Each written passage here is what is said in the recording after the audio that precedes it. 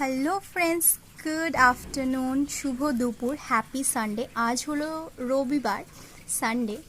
রোববার সেহেতু আমার আজকে তো লেট হবেই, সবারই লেট হয়। তো আজকে দেখো সেই মানে লেট নিয়ে কি আর করব, সকাল থেকে ভীষণ ব্যস্ত ছিলাম।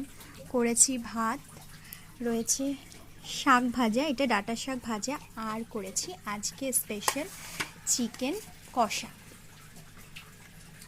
সেটা আমি আজকে আর বাটি করিনি, আজকে আমি সাইডে দেব, সেটা তোমরা দেখতে পাচ্ছ।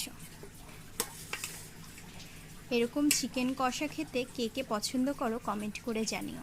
আজকে চিকেনটা একটু কষা কষা করেই করেছি, কারণ একটু কষা কষা খেতে ইচ্ছে করছিল। এই মা চলেই যাচ্ছে। তো দেখো, এটা হচ্ছে মেটে, এটা কিন্তু দেশি চিকেন।